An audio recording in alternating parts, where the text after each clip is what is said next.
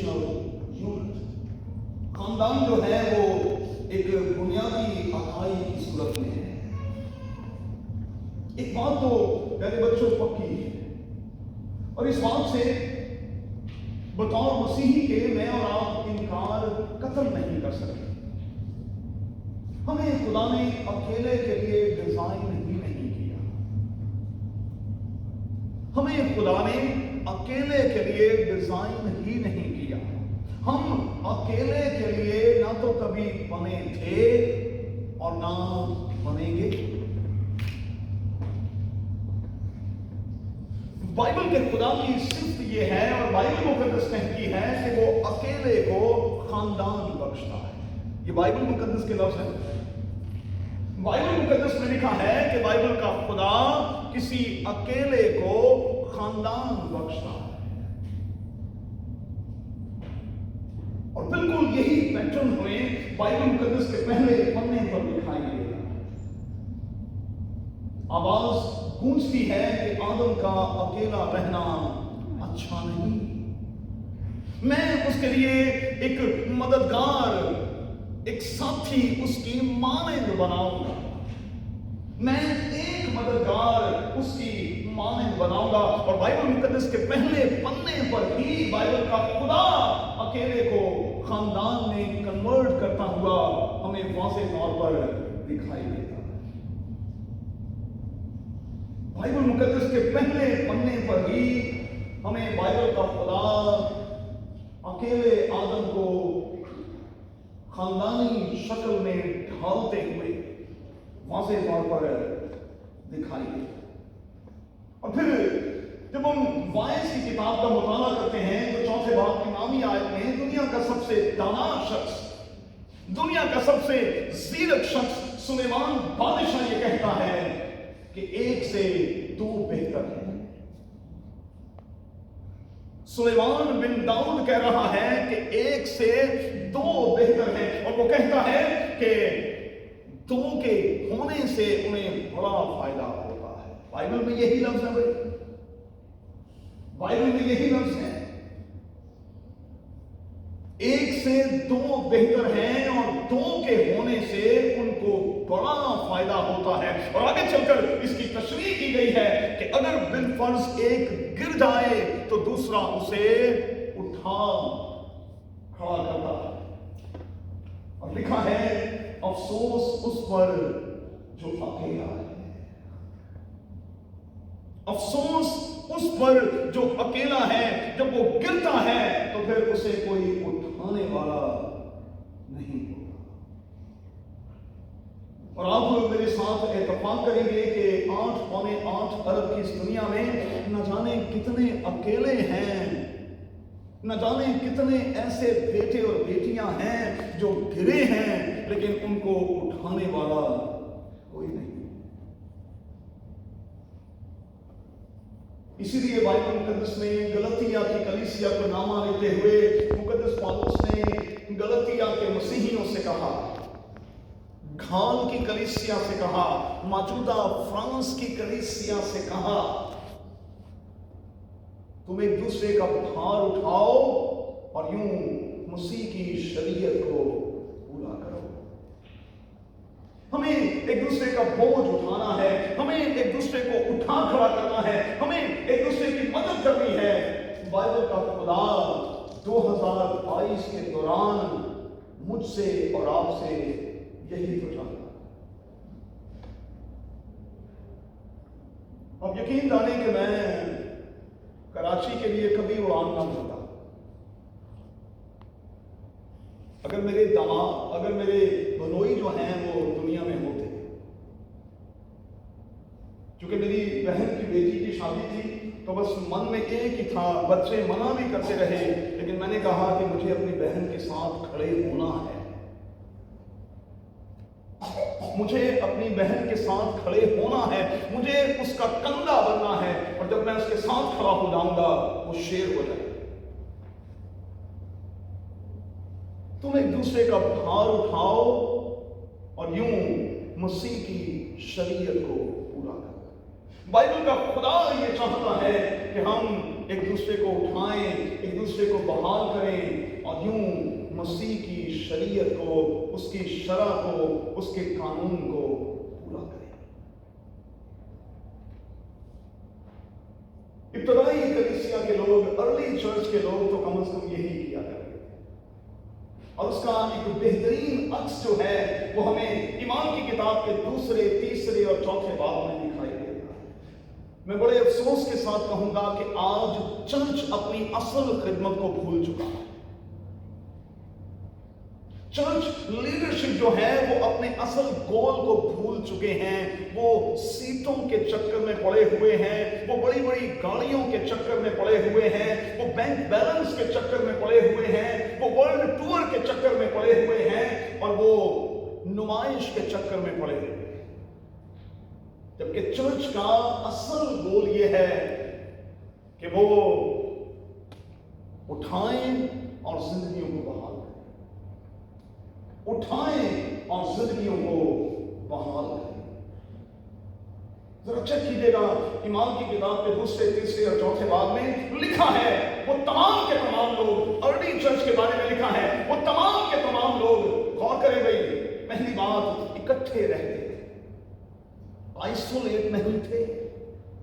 आज church leadership जो है वो खानदानों को खानदानों से, भाइयों को भाइयों से अलग किए हुए।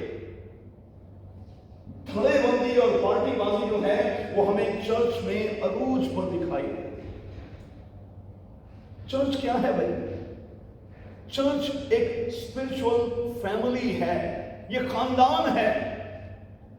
और देखें किस तरह से आज की लीडरशिप में खानदानों को खानदानों से, घरानों को घरानों से, भाइयों को बहनों से, बहनों को भाइयों से अलग कर रखा। और ये इब्लीस की चाल है। और इब्लीस जो है अपनी इस चाल में हमें कामयाब दिखाई देता है, क्योंकि जब लोग डिवाइड होते हैं तो उनकी कुव्वत कम होती है। और इब्लीस ये जानता है, बड़ा सियाना है, वो जानता है कि जब ये इकट्ठे होंगे तो फिर मैं इनकी कुव्वत का सामना नहीं कर सकता। लिखा है वो इकट्ठे रहते थे। फिर लिखा है दूसरी बात, उनकी तमाम चीजें मुश्तरक थी, कॉमन थी। तीसरी बात लिखी है किसी ने कभी अपनी चीज को अपना नहीं कहा। चौथी बात लिखी है इसलिए उनमें कोई मोहताज नहीं था। और पांचवी बात लिखी है उनमें से हर एक पर खुदा का बड़ा ही फजल था।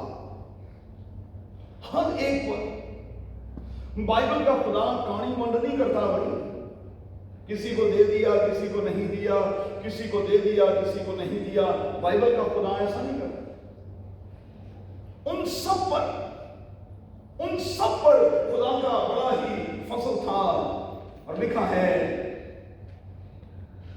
वो अपनी चीजें दूसरों से बांटा करते थे और हर रोज शाम के वक्त में इकट्ठे होकर सादा दिली से रोटी तोड़ते और खाते थे। कितनी सादगी थी। इस बात को मेहरबानी से नोट करें कि खानदान जो है ये एक ऐसी जगह है जहां रिप्रोडक्शन का काम होता है। उर्दू जुबान में तौलीदी काम जिसे हम कहते हैं, ये अमल यहीं से होता, बढ़ोतरी यहीं से होती, रिप्रोडक्शन यहीं से होती है, चीजें यहीं से बढ़ती हैं। और मैं बड़ा जोर देकर हमेशा ये कहता हूं कि हम चर्च के लोग सेम सेक्स मैरिजेस के क्यों खिलाफ हैं? क्योंकि इससे तौलीदी काम रुक जाएगा, अफजाइश नहीं होगी। अगर सेम सेक्स मैरिजेस को लीगलाइज कर दिया जाए और ये खुली छूट दे दी जाए कि मर्द मर्द के साथ, औरत औरत के साथ शादी करे, तो फिर बढ़ोतरी कैसे होगी? ये तौलीदी काम जो है, अफजाइश जो है, तरक्की जो है, ये कैसे होगी? इसीलिए चर्च का संजीदा हल्का जो है वो सेम सेक्स मैरिजेस के और लिविंग रिलेशंस के खिलाफ है। کیونکہ اس سے تولیدی کام جو ہے، افزائش کا کام جو ہے، اس کے رک جانے کے 100% چانسز ہیں۔ اور بائبل کے خدا نے بائبل کے پہلے پنے پر ہی جب آدم کو خاندان کی صورت میں کنورٹ کیا تو پھر اس جوڑے کو برکت دی اور کہا بڑھو، پھولو اور پھلو، زمین کو معمور و محکوم کرو۔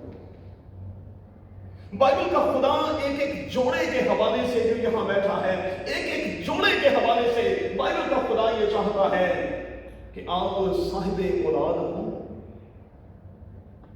بائبل کا خدا یہ چاہتا ہے کہ آپ صاحب اولاد ہوں۔ بائبل کا خدا یہ چاہتا ہے کہ آپ کے بیٹے اور بیٹیاں ہوں اور آپ اس روئے زمین کو بھر دیں، معمور و محکوم کر دیں۔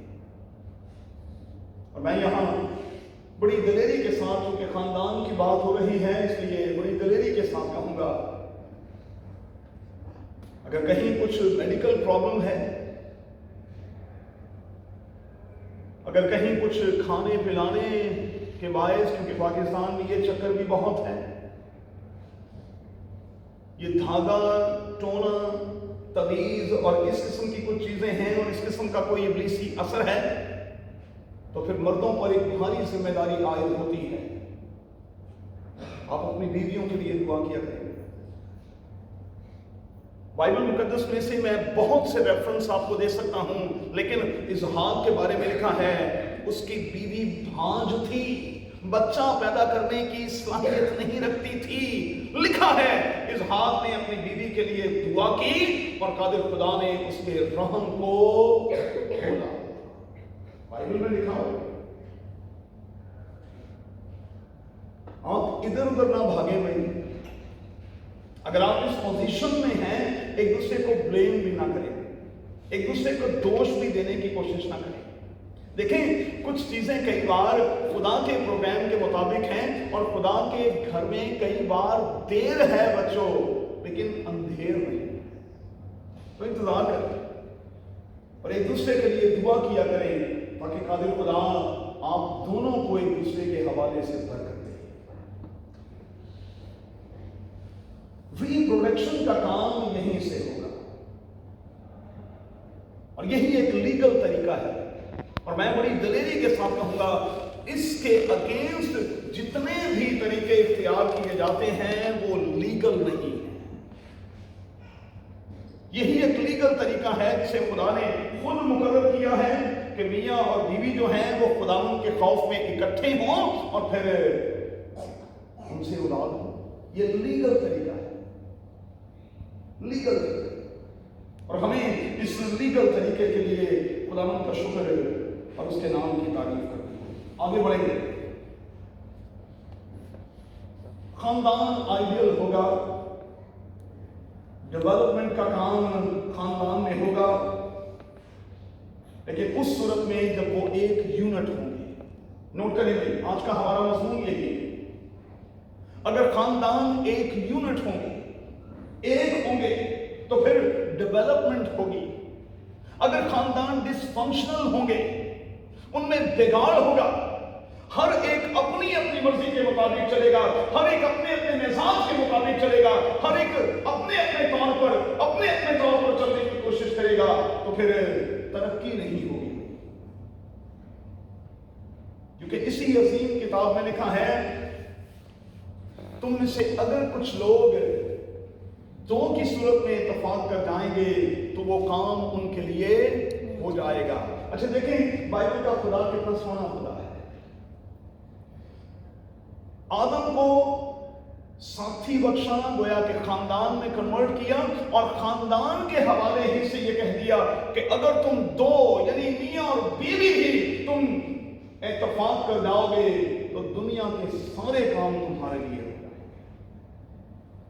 میں بڑی معذرت کے ساتھ ہاتھ جوڑ کر کہوں گا، آج خاندانوں میں بے برکتی، بے اولادی، بے کسی، بے بسی کیوں ہے؟ مایوسی اور اداسی کیوں ہے؟ کیونکہ میاں اور بیوی کی کیمسٹری ایک نہیں۔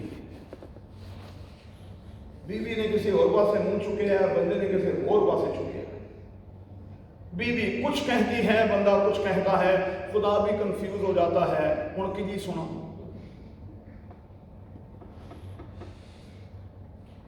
بیوی کچھ کہہ رہی ہے، بندہ کچھ کہہ رہا ہے، ہن میں کی جی سنا؟ کس کی مانوں؟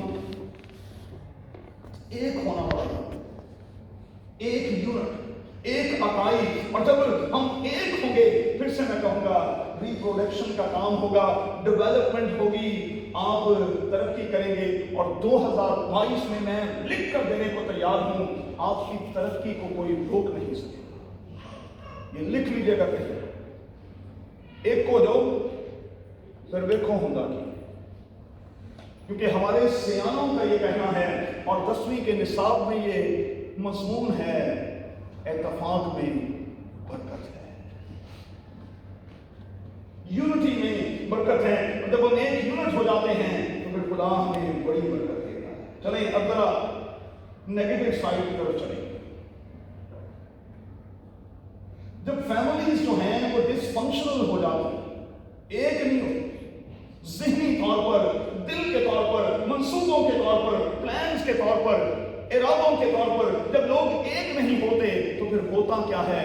مہربانی سے نوٹ کر چھوڑیں۔ پہلی بات، پھر بچے جو ہیں وہ ایک دوسرے کے خلاف کھڑے ہو جاتے ہیں۔ فیملیز جو ہیں ڈس فنکشنل ہوں تو پھر اس کا سب سے پہلا اثر بچوں پر پڑتا ہے۔ اگر میاں اور بیوی کی نہیں بنتی تو اس کا سب سے پہلا اثر بچوں پر ہوگا، اور میاں اور بیوی کے نہ بننے کی وجہ سے سب سے زیادہ فائدہ کوئی اور نہیں، ان کے اپنے بچے اٹھائیں گے۔ بچوں کو بھی پتا ہوتا ہے کہ ان کو کس طرح سے ٹھگنا ہے، یہ تو ایک ہی نہیں ہے، ماما کو بھی تھوڑا سا مکھن سے، پاپا کو بھی تھوڑا سا مکھن، اپنا کام سیدھے کرتے چلے۔ اور بائبل مقدس میں ایسی ڈس فنکشنل فیملیز ہمیں دکھائی دیتی ہیں۔ پہلی ہی کتاب پر آپ چلے جائیں تو ہمیں ایسی کئی فیملیز دکھائی دیتی ہیں جس میں بیوی نے الگ گروپ بنایا ہوا تھا، شوہر نے الگ گروپ بنایا ہوا تھا، اور اس گروپ بندی کی وجہ سے کیا ہوا؟ بچے جو ہیں وہ ایک دوسرے کے خلاف ہو گئے، مقام اور پوزیشن کے لیے انہیں عجیب قسم کے ہتھ کنڈے استعمال کرنے پڑے۔ ایک وقت کی روٹی کے لیے دنیا کا سب سے نکما سودا ایک بھائی نے ایک بھائی کے ساتھ کیا، ایک وقت کی روٹی کے لیے۔ میں نے کیا کہا؟ ارے ہمیں بھائی ایک دوسرے کو اٹھانا ہے، ہمیں ایک دوسرے کو کھلانا ہے، ہمیں ایک دوسرے کو پلانا ہے، ہمیں یہ نہیں کہنا کہ میں تجھے کھانا تو دوں گا لیکن تو مجھے اپنا برتھ رائٹ لکھ کر دے، بیچ دے اپنا برتھ رائٹ۔ ڈس فنکشنل فیملی ہوگی تو سب سے زیادہ نقصان جو ہے وہ بچوں کو اٹھانا پڑے گا، وہ ایک دوسرے کے خلاف ہوں گے، گروپ بندی ہوگی، مقام اور پوزیشن کے لیے وہ غلط قسم کے طریقے اختیار کریں گے، اور کئی بار ان طریقوں میں ماں باپ بھی شامل ہوتے ہیں۔ یعقوب کو چپکے سے بلا کر ماں نے کہا، میں نے تیرے بڑے بھائی کے ساتھ تیرے باپ نے جو باتیں کی ہیں وہ سن لی ہیں، اب میں تو اپنے بندے کو جانتی ہوں کہ یہ بڑا چٹکورا ہے، میں تجھے لذیذ قسم کا کھانا تیار کر کے دیتی ہوں، تو جلدی کے ساتھ اس کے پاس لے جا اور برکت کو لے لے۔ کیا ایسا نہیں ہوا بھائی؟ وہ ایک بیچارہ شکار مارنے کے لیے چلا گیا، دوسرے نے کارچی شکار کر لیا، اور ماں جو فیورٹزم کی قائل ہے، جس نے گروپ بندی کی ہوئی ہے، وہ خود کاٹ کاٹ کے اپنے شوہر کے لیے لذیذ قسم کے کھانے بناتے تھے۔ یعقوب اور عیساؤ کا یہ واقعہ جو ہے، یہ بائبل مقدس میں میری اور آپ کی نصیحت کے لیے ہے کہ بھائی کبھی بھائیوں کے خلاف نہ ہو، کبھی نہ ہو، کچھ بھی ہو جائے کبھی نہ ہو۔ دوسری بات، جب ڈس فنکشنل فیملی ہوگی، فیملی ठीक तौर पर फंक्शन नहीं करेगी तो फिर बच्चों को घर से भागना भी पड़ेगा। और आज कितने बच्चे हैं जो मुझे और आपको घर से भागे हुए दिखाई दे। फिर किसी को जाकर याकूब की तरह ननियाल में रहना पड़ेगा और कहीं को किसी और जगह। कई जिंदगी के साल जो हैं वो जुदाई काटनी पड़ेगी, घर से भागना पड़ेगा, एक दूसरे से दूर होना पड़ेगा। और आप जानते हैं आप कम से कम 20 साल की जुदाई याकूब ने काटी। 20 साल की जुदाई। 20 साल में तो बच्चे जवान हो जाते हैं भैया, और हमारे पंजाबी माहौल में तो 20 साल में शादी भी हो जाती है और एक बच्चा भी हो जाता है।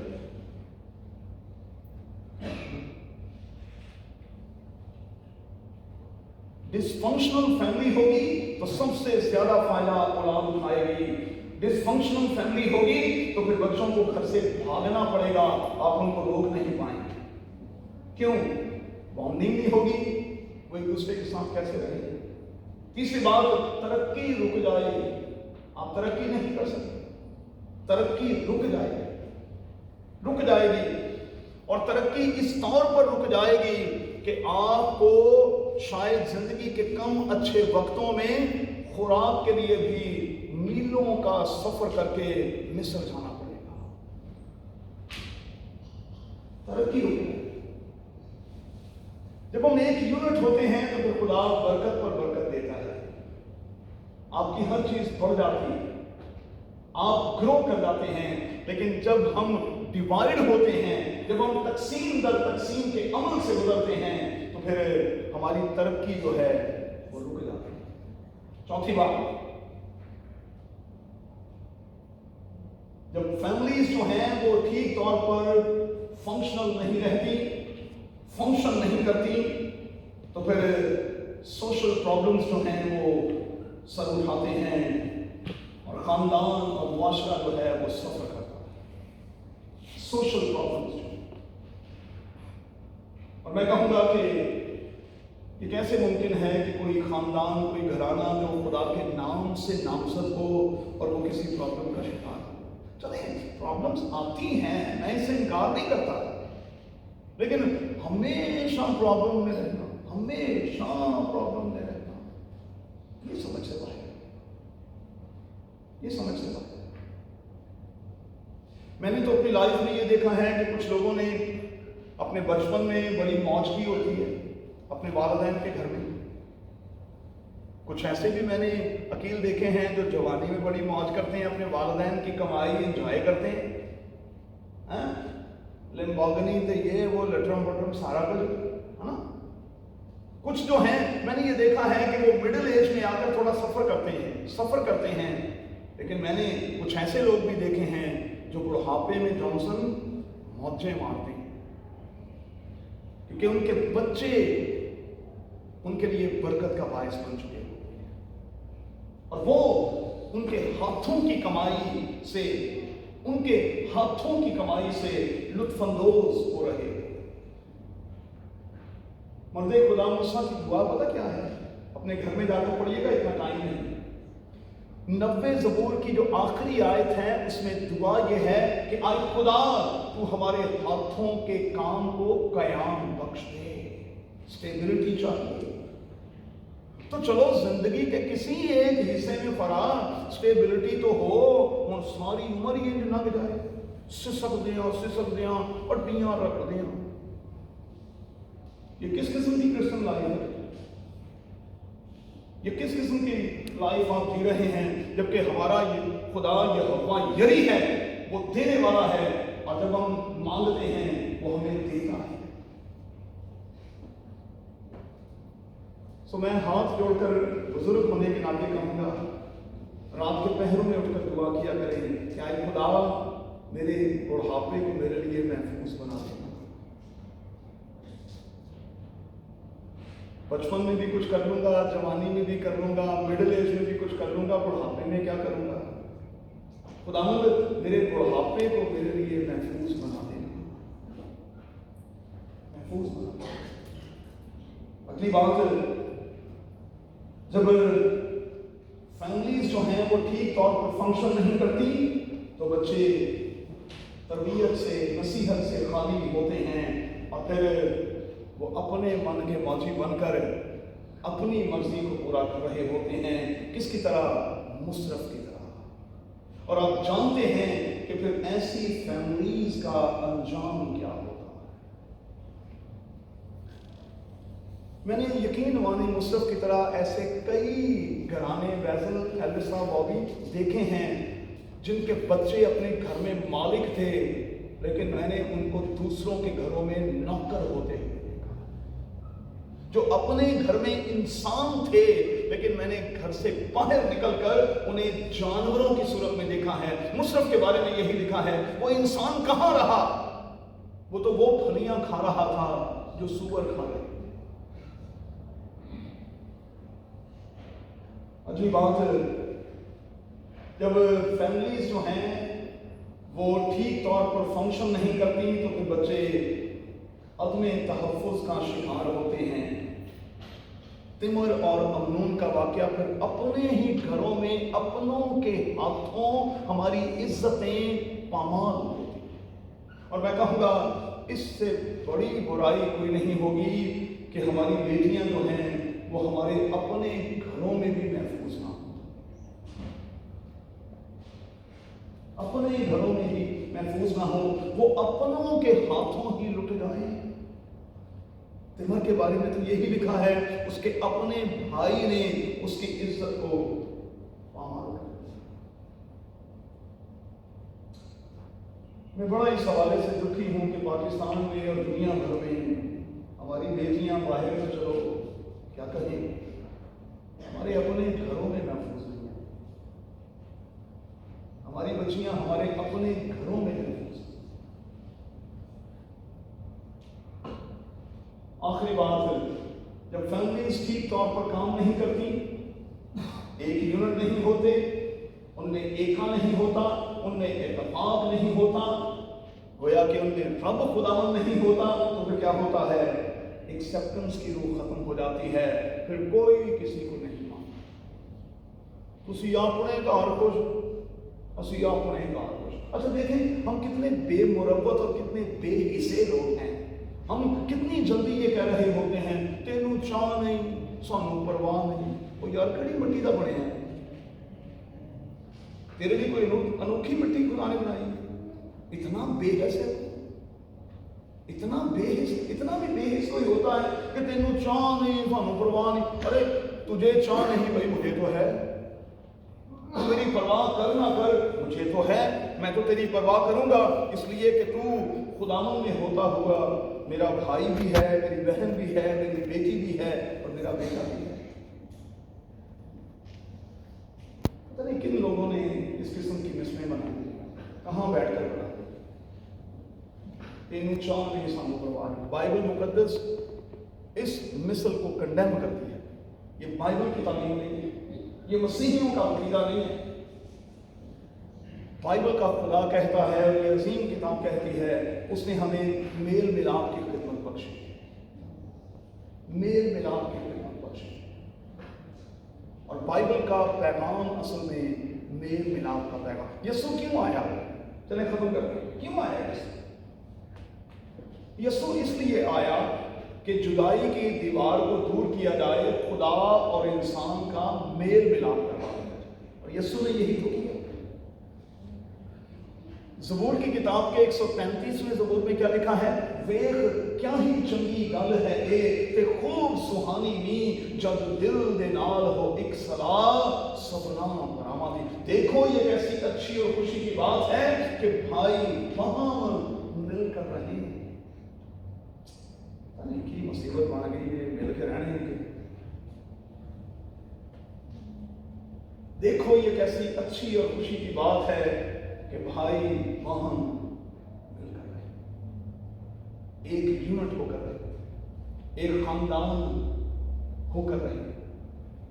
और मैं आपको यकीन दिलाता हूं कि अगर हम इस बड़े खानदान पर इस बात को लागू करें और अपने छोटे छोटे खानदानों पर इस बात को लागू करें, तो फिर से मैं खुदा के रूह में भरा हुआ आपसे कहता हूं, 2022 میں آپ کی ترقی دنیا کی کوئی طاقت روک نہیں سکتی، لیکن اس کے لیے سب سے پہلے میاں اور بیوی کے طور پر آپ کو ایک ہونا پڑے گا. تھوڑی گل ایک ہونی چاہیے. دیکھو بھائی صاحب میں انہوں نے کچھ کہیں دیجیے کچھ کر دی. اچھا تو کہیں دی جانی ہے کرتا ہی جاتا ہے نہ وہ انڈرسٹینڈنگ کی روح ہے نہ تینوں خدا نے عقل دیتی ہے پہ تو ہی انہوں کسی طریقے نہ موڑ کر رہے ہیں. ساری عمر ایسی گزر گئی ہے. آپ کا تال میل ہی ایک نہیں ہے، آپ کا سر ہی ایک نہیں ہے. ایک کا تیور سر ہے، ایک کا کومل ہے. ارے بھائی سر تو ایک کر دے. باجے کے یہ کالے اور سفید نوٹس جو ہیں ہاں مختلف ہیں، لیکن جب یہ ایک ساتھ بجتے ہیں پھر ہی تو بات بنتی ہے نا، پھر ہی تو گیت بنتا ہے. تو بھائی ایک ہونا، ایک ہونا.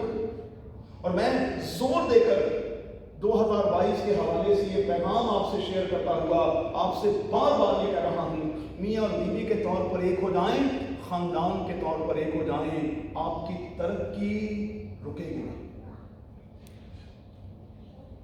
اور میں آخر میں صرف ایک جملہ دوں گا. خدا کا روح مجھے بار بار سٹرائک کر رہا ہے.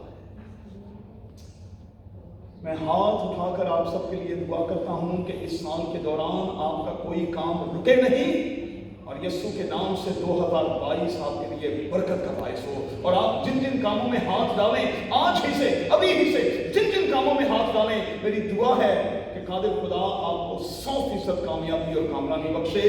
لیکن شرط ایک ہی ہے، ایک ہی منٹ. یہاں سے نکلتے ہوئے صرف 2 جملے کہہ کر جائیں.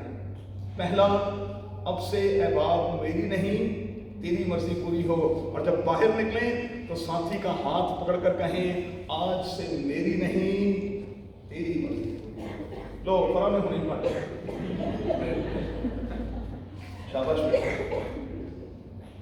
2 کام کرنے ہیں ابھی پریکٹیکل. ایک تو نکلتے ہوئے کہنا ہے کہ تیری مرضی پوری ہو، آج سے میری نہیں، 2022 میں تیری مرضی پوری ہو. اور دل سے ہاتھ پکڑ کر، میں دیکھا گا بار ہے کتنے پڑے ہیں، ہاتھ پکڑ کر ساتھی کا یہ کہنا ہے کہ آج سے اب میری نہیں بلکہ تیری مرضی.